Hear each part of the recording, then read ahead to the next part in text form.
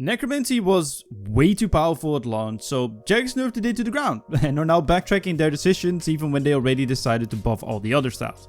Anyway, let's be honest, it will probably cause even more issues. But they pulled a quick one on us and actually decided to run a beta for these other combat changes, so GG Jagex, you did well on this one, but why should you care, especially if you're not an endgame PVMer that can give detailed meta feedback? Well, you might be able to become one or make a lot of money off the sweaty keybind boys. My name's Chevalric, and let's talk about it.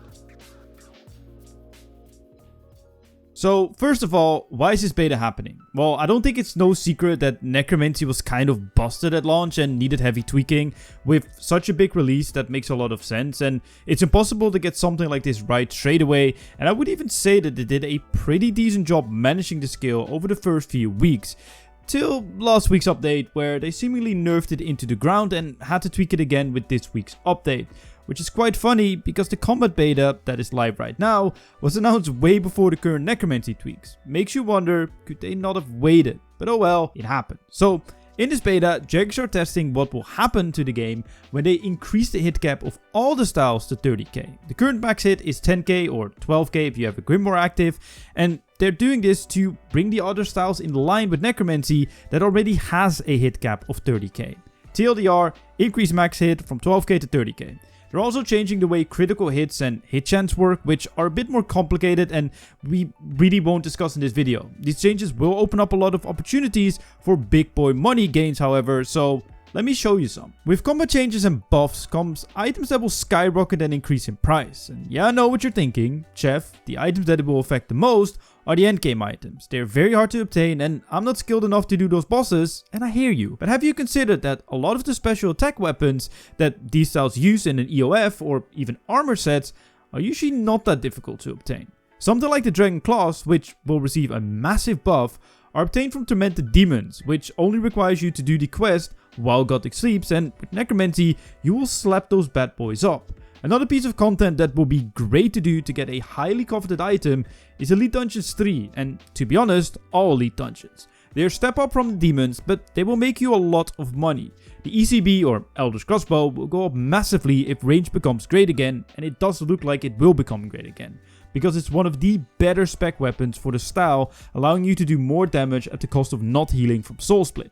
So Elite Dungeons 3 is your best bet to make some money, and even if you don't get any pieces, the Blackstone Hearts are needed to get the Undead Sigil and Dragon Slayer Sigil, which will most likely be very handy for the Vorkath release that comes later this month.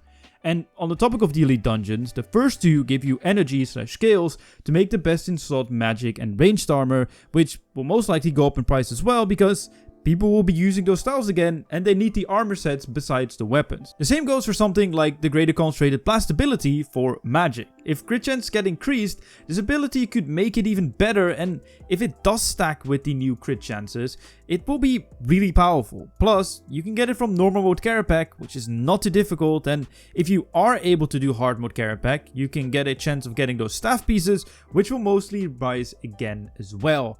And if you're feeling really risky, try your hands at Raksha to get greater ricochet or greater chains. Greco especially could be massive. It has a chance to hit 30k with each hit. It's very unlikely, but it is possible, so it could be a massive DPS increase to the players.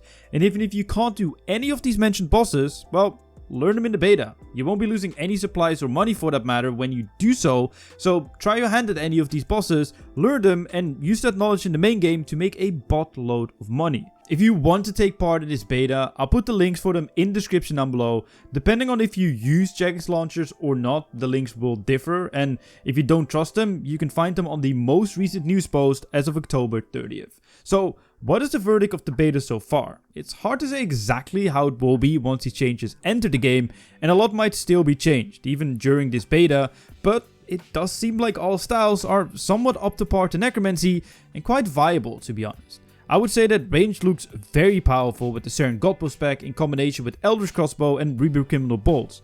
And even the Bow of the Last Guardian seems to be very powerful. I actually heard some people mention that Vorkath, who's been confirmed to drop ranged upgrades, could drop dual wield crossbows. Could we see a resurgence of the range meta? Maybe. It already shreds with tier 92 now, so I can only imagine what tier 95s would do.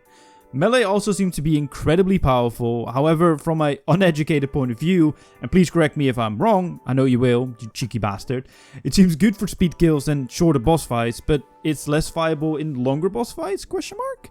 And Magic seems to have reverted back to its ABS or Armadale Battlestaff spam meta, so go slay your Glazers and get those pieces, because it will definitely go up in price again. Personally, I hope that the FSOA rotation makes its return to be really good again, because that's just my favorite playstyle. Doesn't have to be top tier meta, but at least very much on par. So, is Necromancy in the mud now? Nah, it's still very powerful and by far the easiest style to do damage with.